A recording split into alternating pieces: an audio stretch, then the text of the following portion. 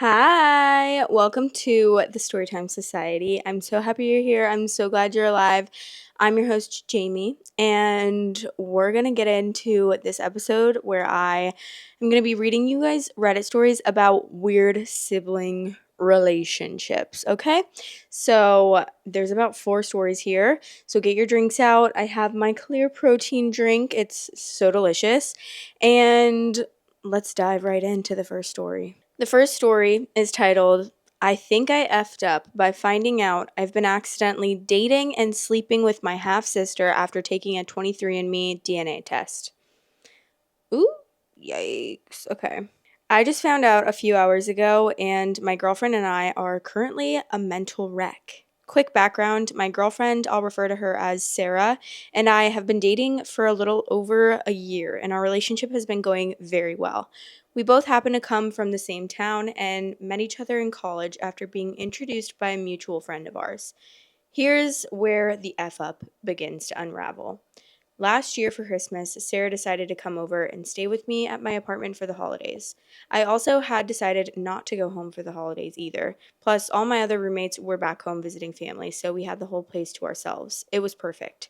Christmas Day rolls around, and Sarah had bought the both of us 23andMe DNA kits. The thing is that we were both conceived by in vitro fertilization via sperm donors. Both of our fathers were infertile, so our parents had no choice deep down. The both of us were hoping to find our biological fathers through the service. Fast forward less than a month later to today, and both of our results are in. Sarah comes over to spend the weekend, and we go through our results together on our laptops. We compare our ancestry and health reports, and nothing seems off. I even found out I'm 2% Native American. All was well until we arrived at the DNA relatives section. Sarah tightly holds my hand and says, I hope we both find our fathers, and then I open mine up. At the top of my screen, I see Sarah's name, 27% DNA shared, half sister. Sarah starts hysterically laughing and tells me to stop joking. I don't react to anything she says, and I just stare at my screen in disbelief. I then abruptly grab her laptop and open up her DNA relatives section, and we see the same thing. My name at the top, 27% DNA shared, half brother. At this moment, my brain just completely short circuits. I've been sleeping with my half sister. Holy effing shit. WTF. My mind starts going 100 miles per hour, and I began hyperventilating, going into a state of shock. I can't even remember what Sarah was doing at the time.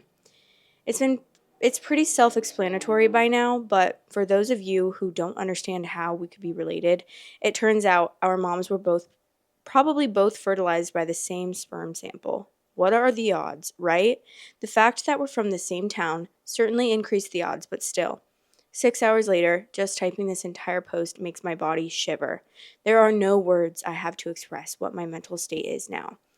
To put it in simple words, I feel traumatized. Part of me still won't stop thinking about how much I love Sarah, and then I realize our whole relationship was incest. I honestly feel disgusted standing in my own skin.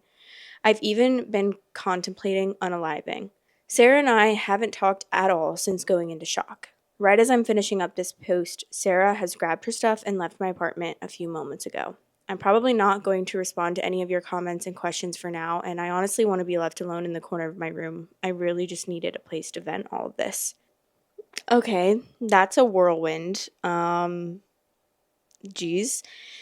I feel so terrible because we've read stories like this before, obviously, but I feel obviously it affects everyone, and everyone is affected by it that finds something like this out. But some people end up staying together. I've definitely read multiple where they end up staying together, and I'm pretty sure there was one where they were full siblings, but they had been together for like 7 years and they were going to get married and stuff. So they decided to just stay together and they just weren't going to tell anyone, which I think it's totally up to you at that point what you decide, because obviously it's not like malicious intent thing, right? Like you're not purposely dating your brother or sister. You're accidentally dating your brother or sister. Like yeah, that's definitely changes something in your mind, like some notch kind of probably turns a little bit for a second and you're like, wow, okay, this is my sister. And whether or not you feel comfortable continuing the relationship romantically, is up to you, I think, because I just think it's hard to say what you would do in this exact. Obviously, you can be like, ew, that's disgusting. I would just leave. Like, I would never date my brother. But you're thinking of it from a perspective of dating your actual brother that you have been growing up with, knowing that it's your brother, right? Like, yeah, I would never date my brother either. That's disgusting. But however, if my boyfriend that I've been with for years and we're about to get married or we're seriously in a serious relationship and we want a future together, if we find out that we're siblings, do I know for sure what I'm going to do right now? No, because that didn't happen to me.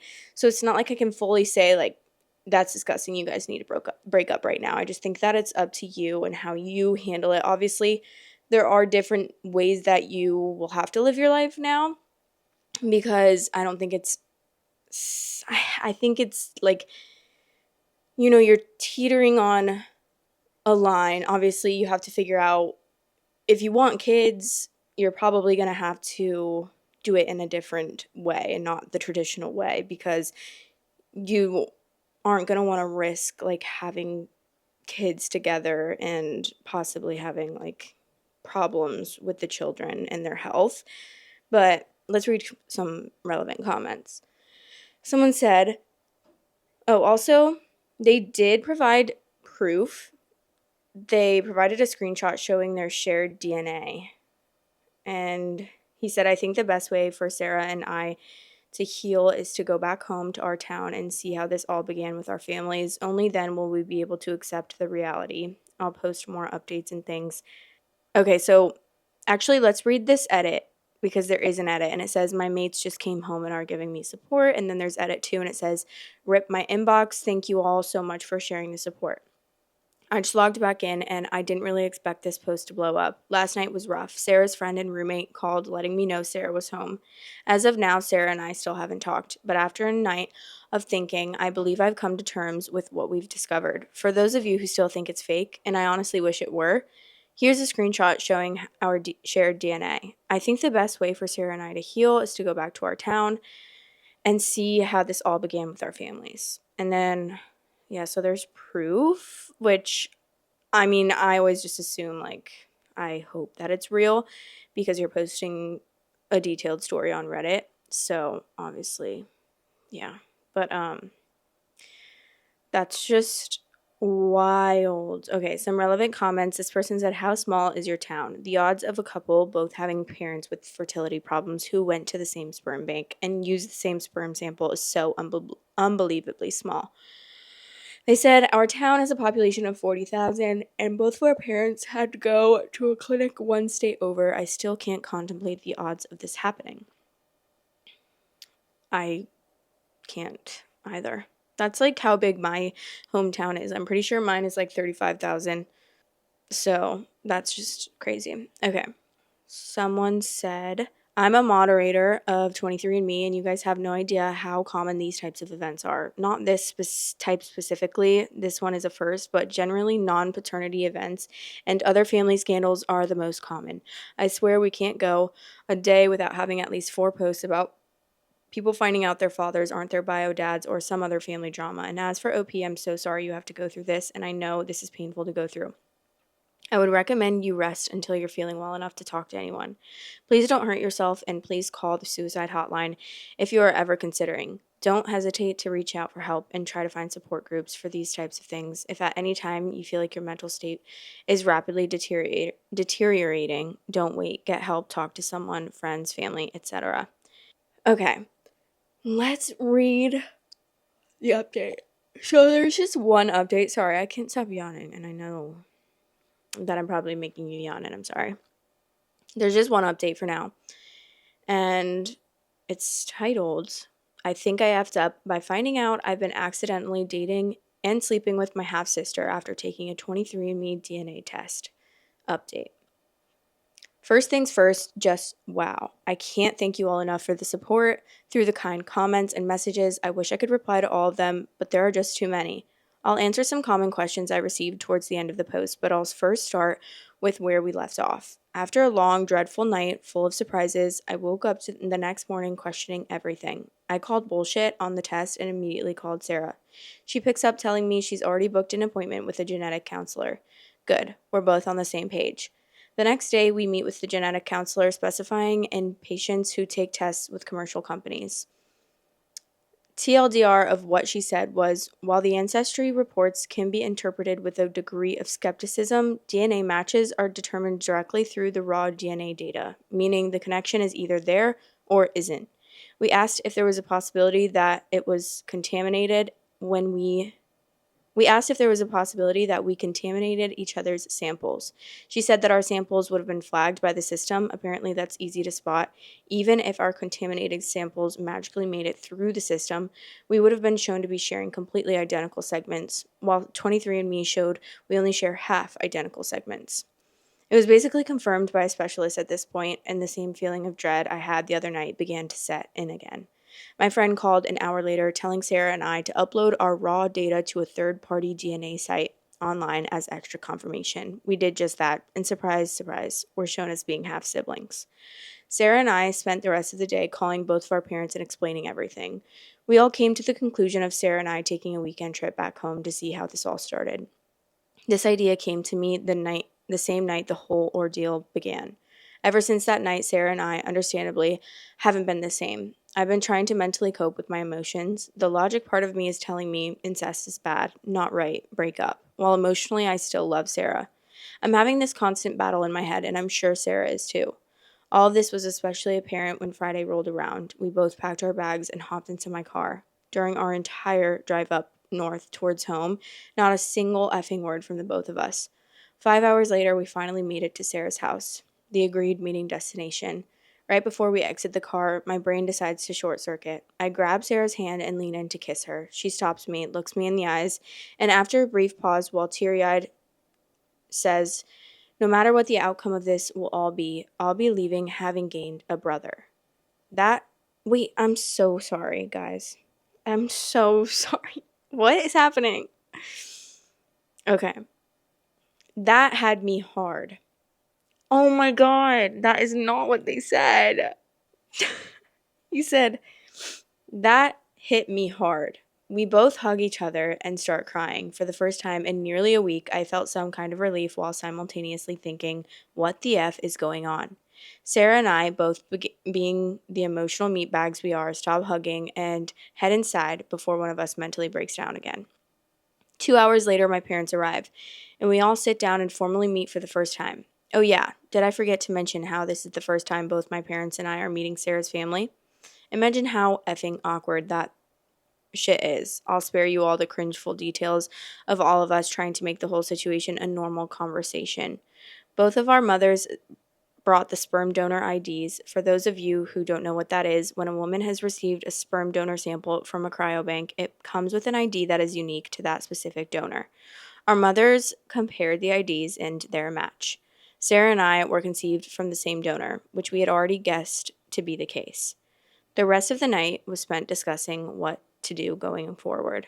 As much as I still had feelings for her, Sarah and I came to the conclusion of breaking up. We decided to go to a bi-weekly counseling therapist to help us get past all of this crap and transition into a sibling relationship. We spent the rest of our weekend catching up with our families and headed back to uni on Monday. As of now, 12 days later, Sarah and I are going to therapy together and we've maintained a friendly relationship.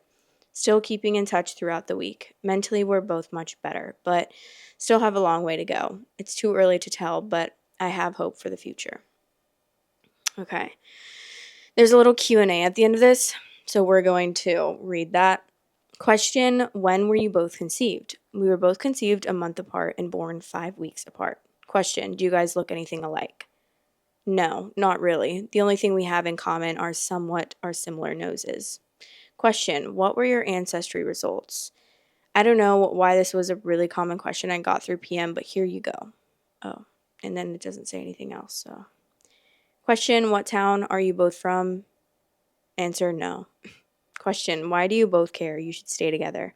Answer, There's no way that's happening in this society, nor do I want it to happen. We'd have to deal with social and even legal problems depending on the state. Also, we'd run the risk of conceiving a genetically unhealthy child if we chose to have kids. Question: were you two able to find your biological father? Answer: Sarah and I didn't match closely in terms of first cousins and up with anyone else on 23andMe, and as of now, we no longer have a desire to find our bio father. The genetic counselor mentioned we should keep an eye out for any future half siblings taking the test. Yeah, probably I would be so scarred by that I would make every single partner take a test because I'd be like, I'm not risking having that happen again. Like, no, thank you. Okay, let's read some comments. This is wow. Unfortunately, from stories and documentations, there would be cases like this. I am glad they're going to therapy. Also, I feel like OP may do a little screening in questions with a partner in the future to make sure there would not be a chance of biological relation like half siblings. This is 2019, so I wonder how all of them are doing now. And then someone said, there's really not enough regulation of the fertility industry. There have been groups of siblings found of 1,000 or more. One dude should not be allowed to have 1,000 children. This doesn't even go into the ethics of not following up for things like genetic heart conditions being passed on by donors. Honestly, yeah, it's honestly crazy that it's not more regulated, which I'm not really sure if it is now. I'm not like super, I'm not educated at all actually, but I feel like since this kind of thing happens, there needs to be some type of regulation. Like, I don't know. I guess I don't know. I don't know what I would do because I'm obviously not a doctor and I don't work at an IVF clinic or anything. But I just feel like there's a way that you could go about it to try to not have this kind of thing happen. Like, obviously, if you're going to give the same sperm out to multiple mothers in the same town, most likely, I don't know. I mean, if they don't date, they're going to meet but not know that they're siblings. But the risk of like possibly having them date or even having a one night stand and then maybe getting knocked up or something, like, I just feel like there needs to be some type of regulation, but I'm just not really sure how that would work. Like, I'm wondering if can they just do only one mother in each state or something, or can use this sperm and there's like a cap on how many times it can be used. I don't know. I'm not I'm not that smart about this kind of stuff, so I don't know, but that's just my idea. I just feel like there has to be something that you can do to regulate it a little bit more. Because obviously, like, I don't know if, I don't know how, I don't know anything. That's what I'm trying to say. But, like, can you possibly limit to one person being able to use that? Or is that, like, way too hard then? Because then there's not enough, like, donors donating. I don't know.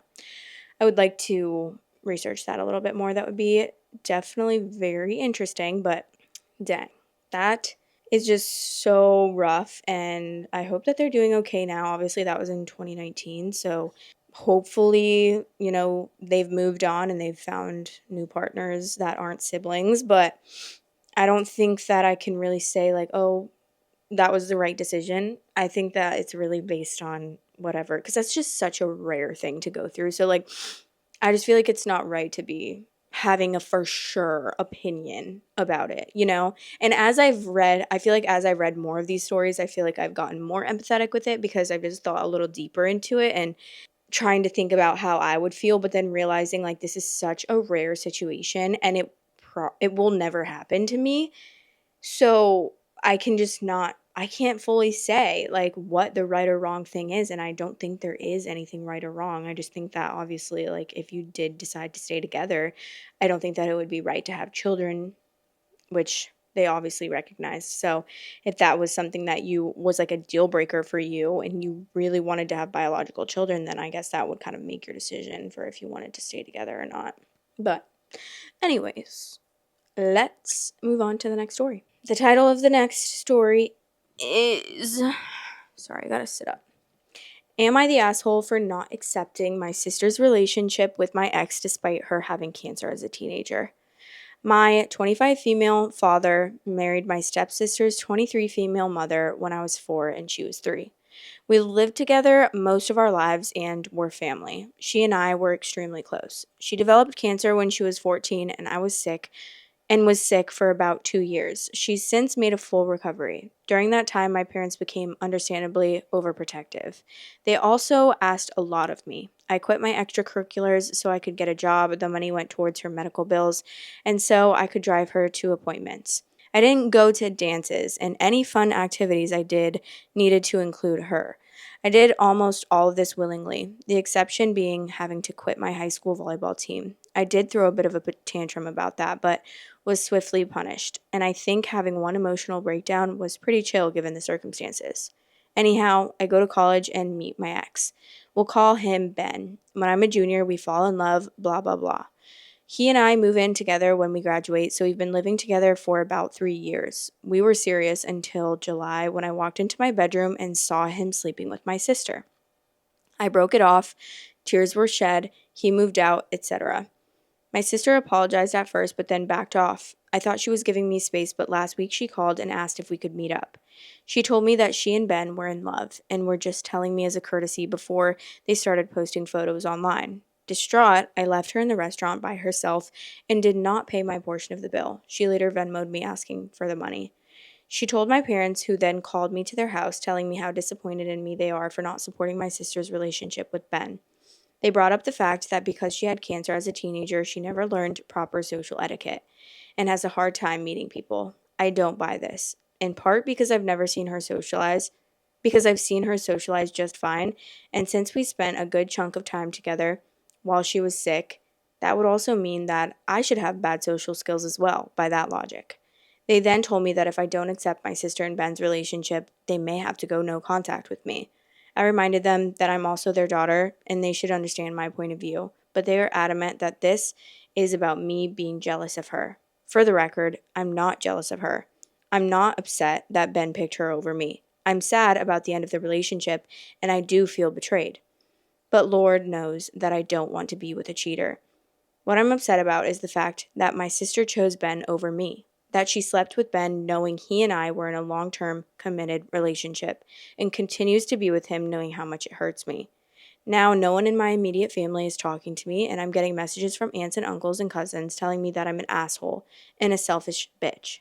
Okay, this is where I'm like, is this real? This is where I'm like, is this a fake story? Because no way in hell is that how parents would react. Are you kidding me?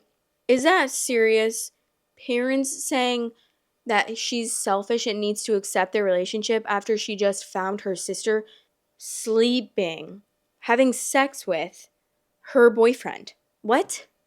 First of all, these parents obviously suck. Like, they're obviously terrible parents because they parentified her from the beginning. Like, making your daughter be a parent to your other daughter, no matter what the circumstances are, is not healthy at all. And you should not do that. Like, you don't need to, yes, this is terrible that your daughter has cancer. I'm so sorry. That's awful. That's a very hard thing to go through for the whole family, I'm sure.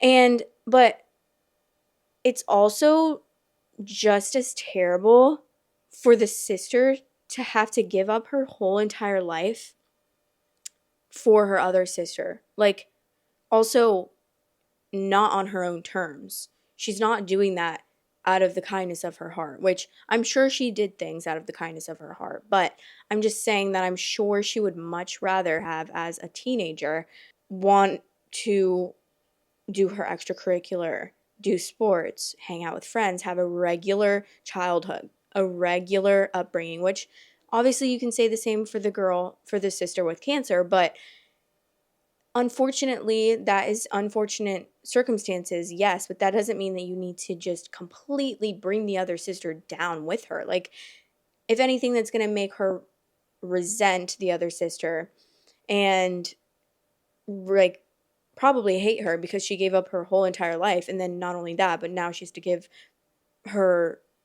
to say, basically, I'm sorry for not accepting the relationship with you and my ex that I found you guys sleeping together. Like, what?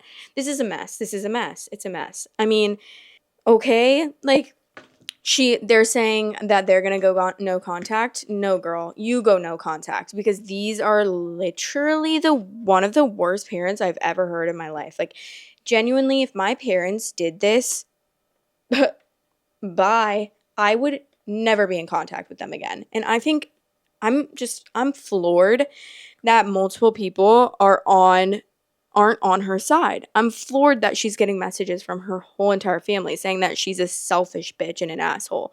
I'm actually floored by that, because in my life, if that happened to me, I don't I don't think anyone would be on her side. Just because she had cancer when she was younger, does that mean that she can fuck your boyfriend and then steal him and then say, you need to accept my relationship? No. No. Like, I'm sorry for the circumstances, but how does that correlate in any way? That doesn't correlate at all.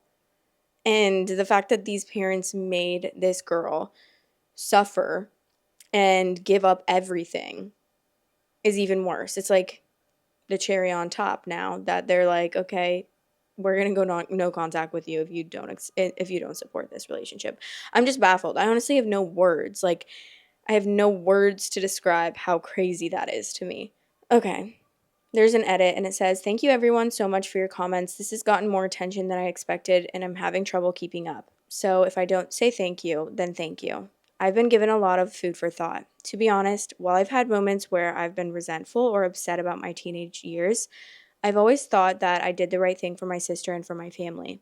And that time wasn't all miserable. I was very close to my sister and we made things as fun as we could. I didn't think of it all but I didn't think of it as an abdication of my parents' responsibilities or that they were doing wrong by me, which many of you pointed out. I definitely have a lot to think about.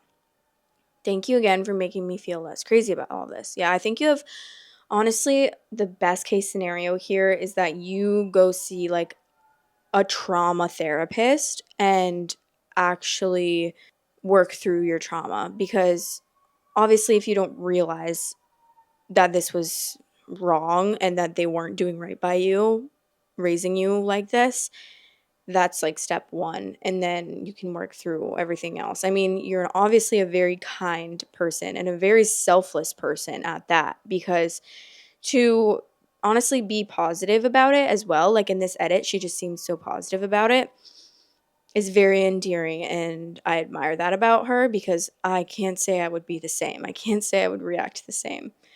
Um, Anyways, there's an update, so let's read the update.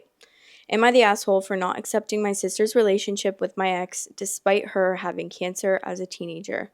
Update. Sometimes you can only laugh. I just got off the phone with my cousin who saw this post and said he could explain a few things. I asked him why he was on Reddit instead of school. He asked me why I was on Reddit instead of work, and I said, touche. He told me that after my conversation with my mom, she went to his house and talked to my aunt, and here's the deal. Turns out my sister is not only in a relationship with Ben, but 4 months pregnant, which means she and Ben were sleeping together for longer than I had even guessed. Apparently, my parents are so adamant that I forgive her because I'm already ruining their experience of their first grandchild. That's right. I'm less important than my stepmom posting ultrasounds to Facebook. This is where we're at. Anyhow, I called out of work sick the rest of the day and I'm going to drink a lot of alcohol. Like a lot of alcohol. And then I start thinking about what the F I'm going to do. Crazy. But literally, parents out of your life, sister out of your life, ex out of your life. Start anew. Not saying that's easy. Obviously, way easier said than done. Cutting your family off is not an easy thing. It's not an easy feat.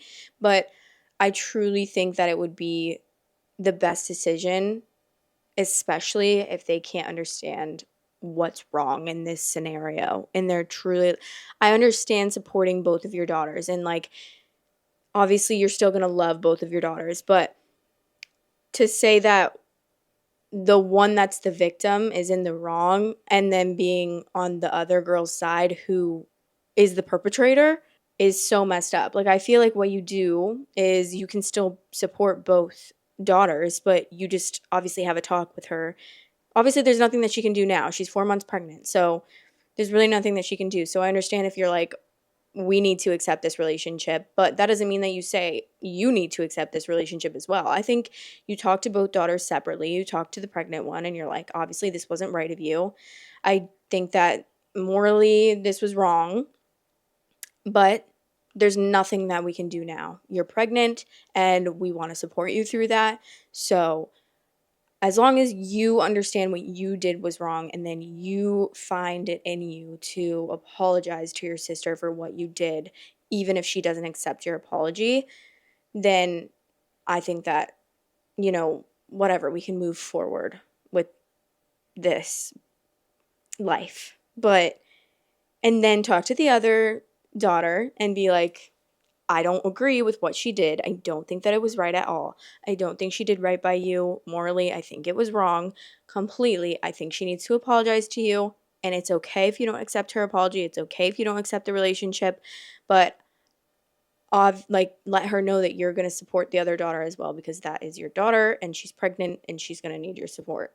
But there's just no circumstance in which you need to make this poor girl forgive her sister for that. That needs to be her choice.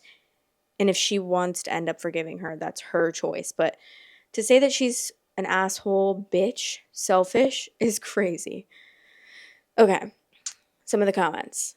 Not the asshole. I had cancer as a teenager. I've managed to not have sex with either of my siblings' partners, weirdly enough. And then OP said, maybe you were on a different treatment plan. And then the girl said back, God, you're right. It'll be the socialized healthcare stopping me from living this timeline. I really am very sorry that your entire family are terrible. You are handling this with the grace that few could manage. OP said, oh, don't worry. I'm totally falling apart right now. I just have a dark sense of humor and no choice but to keep going with my life.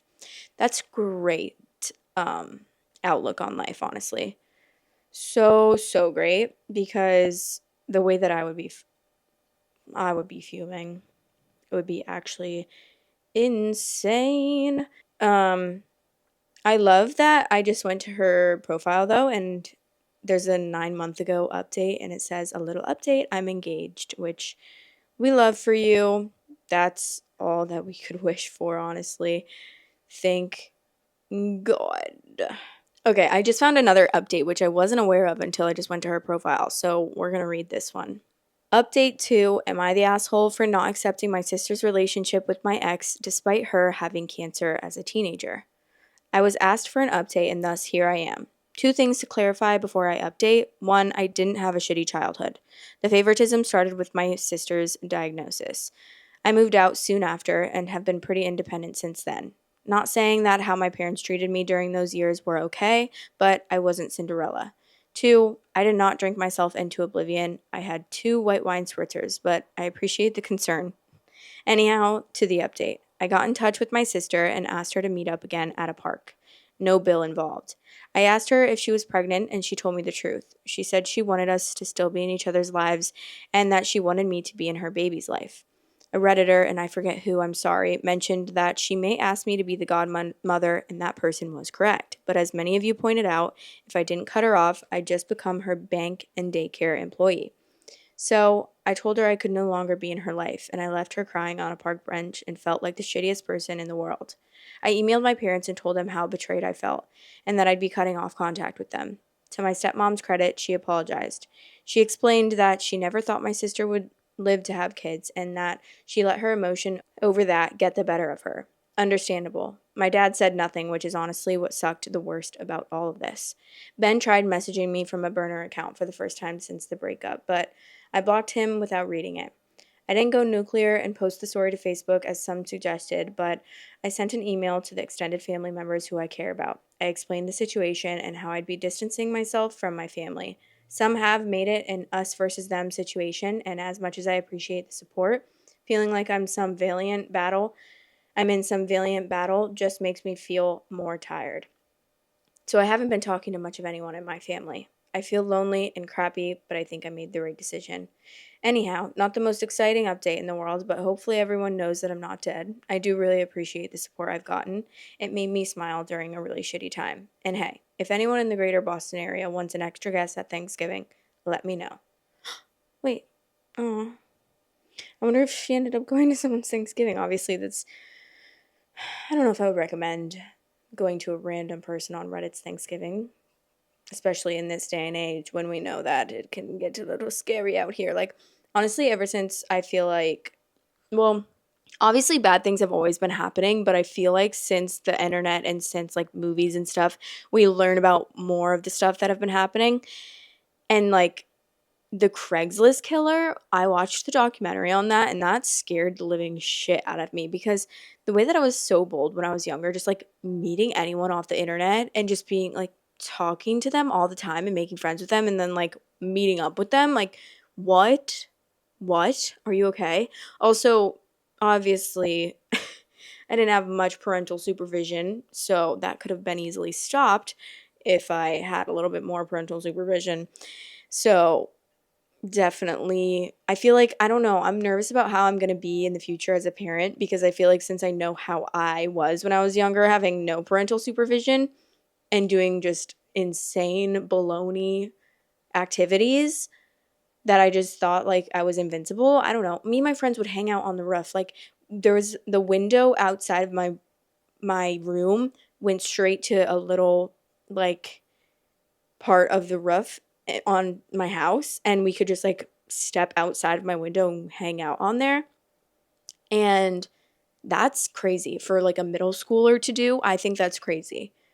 I mean, that's not one of the crazier things I've done, but honestly thinking back to when I was younger, like honestly, it's so weird like how weird you are when you're young. When I was in what, 7th or 8th grade, me and my friends were so curious, and I feel like it's probably a normal thing to be curious when you're in middle school, obviously. So we did weird shit. We did such weird shit, and we weren't weird. Like I feel like we were pretty normal. So I'm like wondering what other kids did in our grade, or maybe it's just because most, like I feel like me and my friends all had something similar in common where most of us didn't have very like parental supervision. Most of our parents were divorced, so like our parents were figuring life out and we didn't really have that, like we did a lot of whatever we wanted to do. Like when we would go over to one of our friends' house, their parents were barely ever home, so we were sneaking out of the house, sneaking out. We didn't even have to sneak out, but we were doing crazy stuff. We were going to the park at 4 a.m. and we were like dodging cars, acting like we were gonna get in trouble, even though like we weren't. If we got in trouble, it'd be probably the cops being like, "Hey, we need to take you guys back home. Like you guys are literally, why are you in 7th grade going to the park at 4 a.m.?" But then like when they came to my house, we also didn't have a lot of supervision because my mom wasn't home a lot either. And so, and even like when she was home, which most of the time, if my friends came over, she would be home, but she would just like be doing her own thing. And we would kind of just get the reins of whatever we wanted to do. And we went to one time, I remember, because my brother would always have parties in our garage. We had like a little garage in the backyard that wasn't attached to our house. And so honestly, it was a like perfect party spot for him as a high schooler. And he would have so many friends over and they would all smoke cigarettes. And so one night we were like, we want to smoke cigarettes. We were in like 7th grade, I think. So we were like, how about we go to the garage and we go pick up cigarettes from the ground? Old cigarettes that my brother and his friends were smoking and just like light them and smoke them. What? Girl, that is so, first of all, unsanitary, not only because someone else was just sucking on that cigarette, but also because it was on the garage floor. And also just, you're in 7th grade, don't smoke cigarettes. You're crazy. But I don't know what to tell you. We just were crazy. Like my friend or my brother had like tobacco, like loose tobacco in this locker in his room that was in the basement, and me and my friends were down there hanging out because we wanted to be away from my mom. And it was like a 3-story house. There was this basement and it was just like a small room there. So it was like it was like private for us to hang out and like Skype boys. And he had this locker and it had loose tobacco in it. So we took printer paper and we put the tobacco in it and we rolled it up like cigarettes and smoked them. Smoked the printer paper with random loose leaf tobacco in it. I can't even tell you how insane we were. Like, it's honestly just so crazy to think back. And that's why I'm like, is that going to be our kids that crazy? Or was that just me and my friends? We're like trying to do whatever we could to be. I feel like most of us had older siblings. So I think we wanted to all grow up and we all wanted to do what our older siblings were doing. So in that way, I feel like we wanted to, I don't even know, we just wanted to do the craziest stuff. And we wanted to be older, even though we weren't. And now I'm like, I want to be younger and live like a innocent childhood and not be smoking. No, I don't really care, honestly. Like, I think it's funny, obviously, that we're okay now. If I could go back and be like, that's actually disgusting and not the right thing to do, I would. I'd be like, girl, you're 7th grade. Don't do that to yourself. You are ruining your lungs. But unfortunately, I couldn't and I can't. So now I just make light of it and I think it's funny because we did crazy stuff. And even if the extent to which other kids that age don't do crazy stuff, I feel like everyone at that age probably did some sort of like thing that they look back on and they're like, we were wacky for that. But, anyways, let's read the next story. This one's really short, and it's on confessions. And the title is My Little Sister Slept with My Boyfriend, and I Slept with Her Kid's Dad in Retaliation. My little sister slept with my boyfriend, and she never told me. He told me during a flight 9 years later. It broke my heart, both of them, and she didn't really apologize. She just gaslit me and then dismissed me. I stupidly retaliated by sleeping with her kid's dad. I still don't really feel bad, but I finally told my other sister, and she's upset with me, and I'm pretty sure she's going to tell my sister. It is what it is at this point. I mainly just feel bad to myself because I stooped to this level, but it's also frustrating how no one has considered my feelings or what I was going through. Still am going through. Didn't even get an apology, and I was struggling to conceive for years with my ex. They both hurt me and I retaliated. I just feel bad that I morally did that, and even still, I'm not in a place where I forgive my little sister, and I don't think the conversation is going to go the way people want it to. I'm not all that sorry right now to her. I'm just upset with myself. I'm sorry I have no one to talk to right now, so I'm just going to leave this here. Probably, yeah, I mean, I'm not going to say that that's like the right thing to do, but I'm also not going to be like, you're disgusting for that because, you know, obviously when you're hurt and you hear something, that the way that you react isn't the way that you would react if you're clear minded. And now that you're obviously realizing like that probably wasn't the best thing to do. And I'm still upset with my sister and it didn't make me feel any better. Obviously, that's good self reflection. And there's nothing you can do about it now. So it's not like you can take it back. So I feel like really what just needs to happen is probably tell your sister that you did that. If they're still together, are they still together? I don't know. But and most likely, I would take a step back from your relationship because that's a big secret to keep for 9 years. And take a step back from your relationship with your sister, and I think break up with your boyfriend that did that.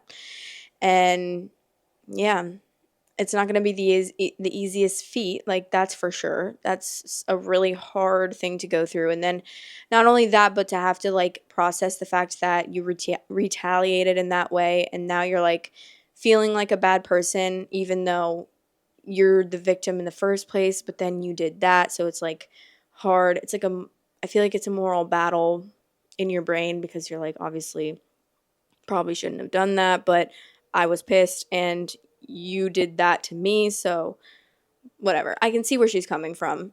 I'm not saying I would do that because, I mean, first of all, I would never want to even sleep with my sister's baby daddy to begin with, so that would just never happen, but I would be so pissed. I don't even know what I would do in that situation, obviously, because that's never happened to me, but yeah, I can probably say that I would never talk to my sister again, most likely, and never talk to that boyfriend again. And I'd hopefully be trying to figure out the best way to just level the F up in life and just get and like heal from that situation and find someone so much better than that shithole of a guy. And hopefully, maybe in the future, work it through. work it out on the remix with my sister because that's your sister. But then at the same time, it's like, I don't know. I just don't know if I could ever forgive that person. I feel like you at the time, you'd probably think you're never going to forgive them, but then maybe revisit in a few years. And if you feel like forgiving, forgive. But if you don't, I think that either or is fine. But, anyways, some of the comments. I don't understand why you would sleep with her baby daddy and not throw it in her face. I mean, why bother? Now you have to sleep with your boyfriend's dad.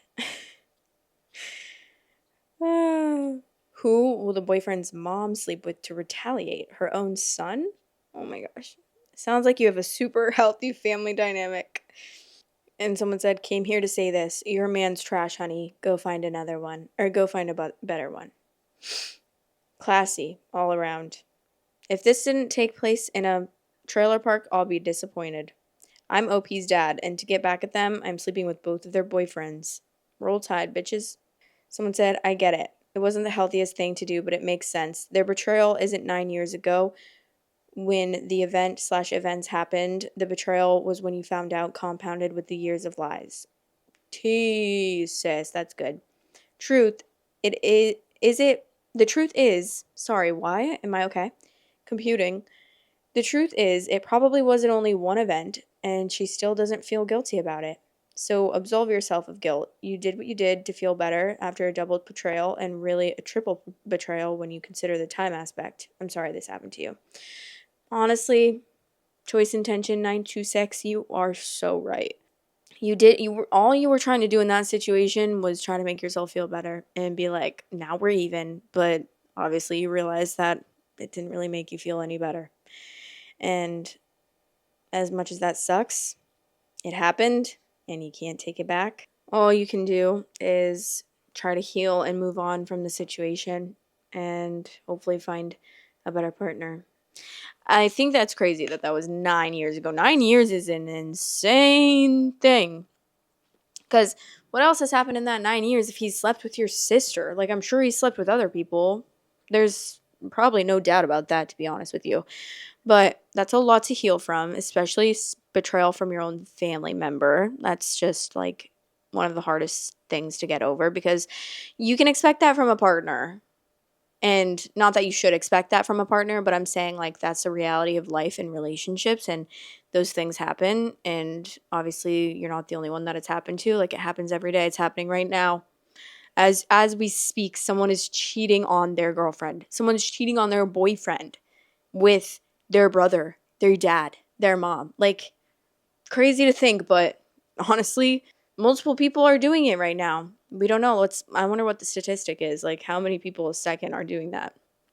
But yeah, all you can do is hope and pray that you heal from that situation, and hopefully you don't bring it into the next relationship that you have.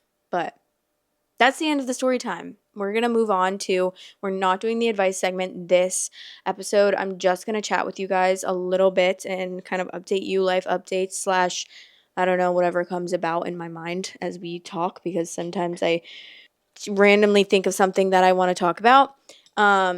This weekend, me and Jack celebrated Valentine's Day. It was really fun. We didn't celebrate on Friday. Instead, we celebrated on Saturday so that we could have like a full day together. And we did, in the morning, we went to, at like 11:30, I think it was, in the morning, we went to the movies and we were going to see, which this is against my will because I honestly don't like Marvel, but I've watched every Marvel movie for him because obviously, when you love someone, you just do that for them. And he always watches movies that I make him watch, so I figured I owe him. But anyways, we went to see the new Captain America Braveheart? I don't know what it's called, but we left after the first 10 minutes. It was so bad. It was so cringy. It was so cringy. It was like a children's movie, I feel like, almost. Not really, but it was giving like Disney. It was giving literally Disney Channel like fight movie. But honestly, those movies are better because they're meant to be that way. Like, this is just not supposed to be that way. And honestly, like, I don't think that Marvel movies are cringe. Like, I do think that they're good. I just don't really enjoy that type of movie. So like, Actually, I beg to differ. I really like the Fantastic Four, which I know it's not a Marvel movie, but um, I don't know. It's just like a lot to take in. I really like oh, I forget his name now. The magic guy. What's his name?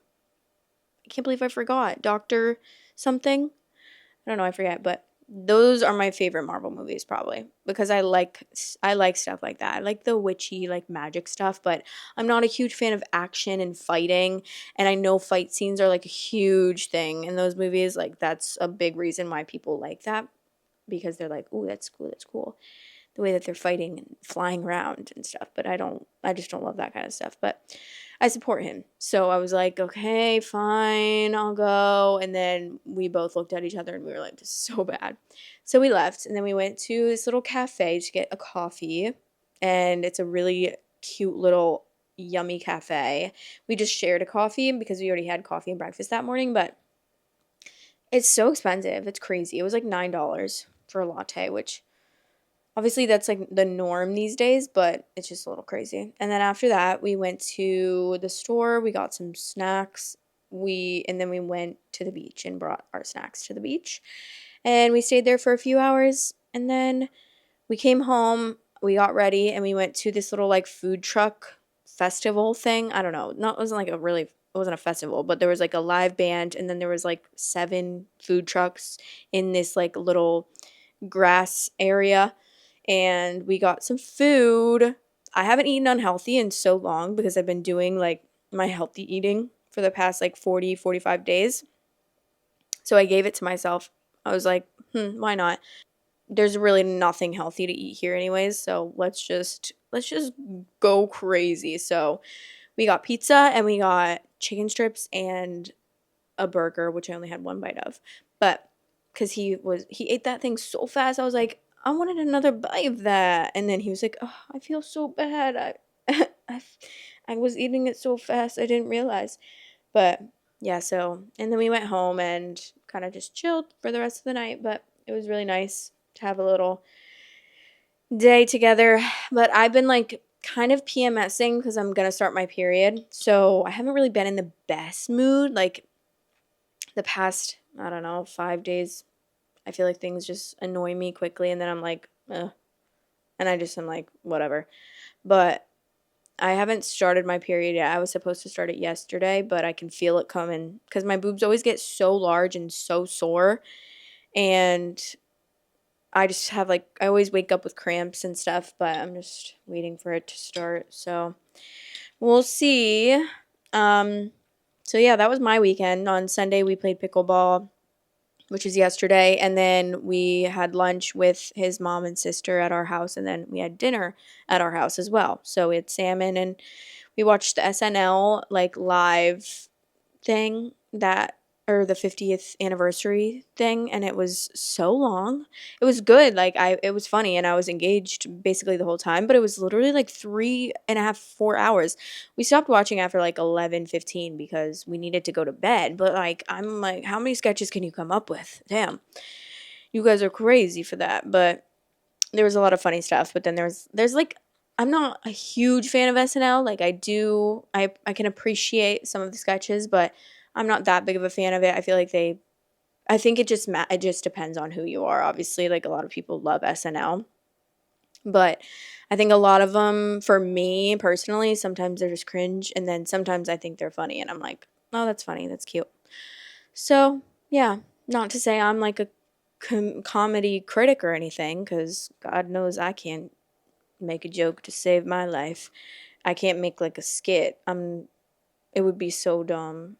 Honestly though, I've never tried, so I'm not going to even say that I couldn't because maybe I could make a fire ass skit and it would be funny and everyone would laugh.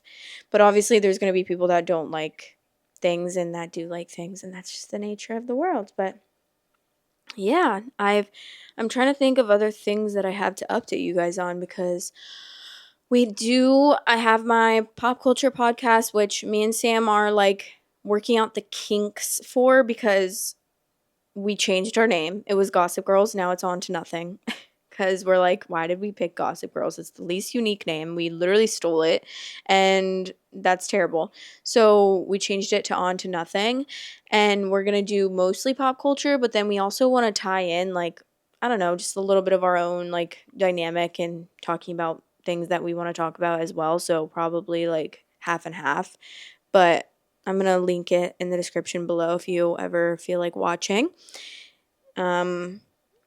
Would love the support on that. But yeah, I don't really have much else to say. I wish I could think of something to say because I'm sure I have so much other stuff that I'm going to be like, oh, I wish I would have talked about that. But if I do, I'll think about it and then I'll write it down in my notes so that I know to talk to you guys about it when I film my next episode. But also, I have my Patreon. It's linked below. Usually film an episode every week on there and post every Saturday at 8 a.m. on there if you ever want an extra video. I do 5 videos. You get 5 videos a week. Why not 6? Right? Right? Okay. Well, I love you guys, and I'll talk to you on the flip side. Bye. Love you guys. Thanks for watching. Please like, comment, and subscribe.